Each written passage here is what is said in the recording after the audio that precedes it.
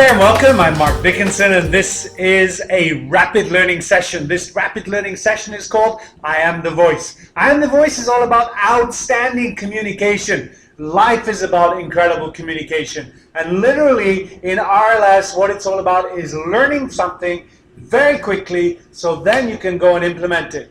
So here's the beginning of this first session, which is about communication. What is your message? At the beginning of everything, what you've got to figure out is what is it that you're trying to say to your people and how important is it? If your message is very important, then it's worth communicating. If it's kind of important or not important, skip it.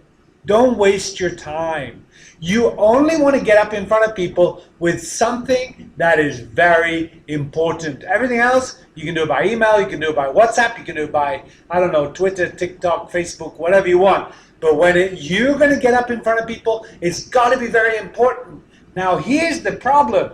Whatever you say is not what people hear because there are filters between their mind and yours. And so what I want you to do is I want to take a look at this slide that talks about the filters. So an event happens, but when that event happens, you don't see it or hear it as it is. You see it and hear it as you are. And so what you're doing is you're running that message through several filters. And if you look at this slide, you'll see primary, secondary, organizational, and cultural filters. So if you're from Japan, you're going to think totally differently than somebody from Scotland who's going to think totally differently than somebody from Australia or South Africa. So wherever you're from in the world, you're going to hear the message as you are. Now here's three numbers I want you to really remember. Number one, 55%.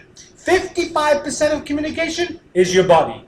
The next number is 38%. 38% is the amount of information communicated by the sound of your voice. So even in RLS, right now, your brain is going, wow, this is fast, this is quick, wow, there's a lot of information, I gotta get it. Why? Because the tone and the pace and the sound of my voice is telling you that. And then here is one of the most miserable facts in all of life, and it's 7% of your communication is the words. So if you think about this, basically 55% and 38% added together gives you 93% of all your communication has nothing to do with words. It's your body and it's the sound of your voice. So if you think about that, most people think exactly the opposite way around and they go, well, I've got to say all these important things. No, you don't. It's how you sound, how you stand,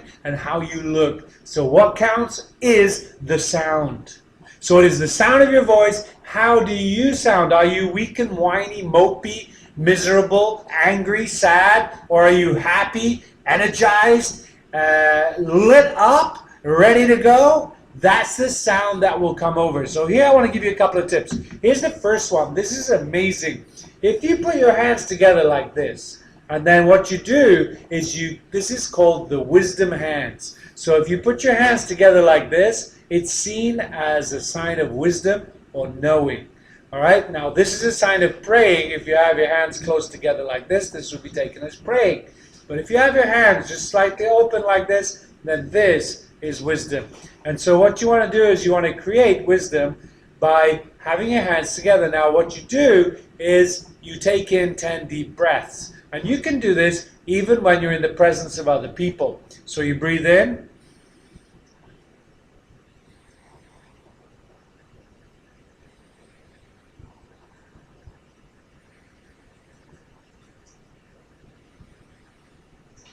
That's 5. I want you to practice this right here, right now. Because as you practice it, something will happen inside your head. You'll slow down. And what's amazing is if you keep your hands in the wisdom position, people will think that you have the answers. And if you want to hand over the conversation to somebody else, all you do is just drop your hands down, and now you've given them the signal that they are going to have the opportunity to speak. Simple as that. So this is I'm in control, I'm wise. This is I'm wise and I'm listening. It's your turn to talk. So very, very simple. Another technique is this. Lower your voice.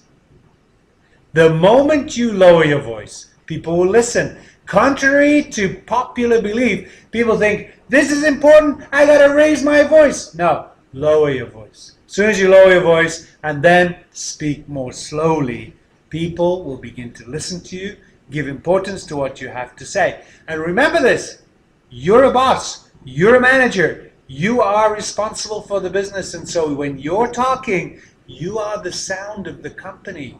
Employees will listen to you and they'll go, oh, that's the boss. And they're thinking, that's the company. So what you say is how people are going to feel. So if you tell them, oh, company's really scary right now, guess what? They go, oh my gosh, I should be afraid. Well, they don't go away and get more calm. They go away and get more scared.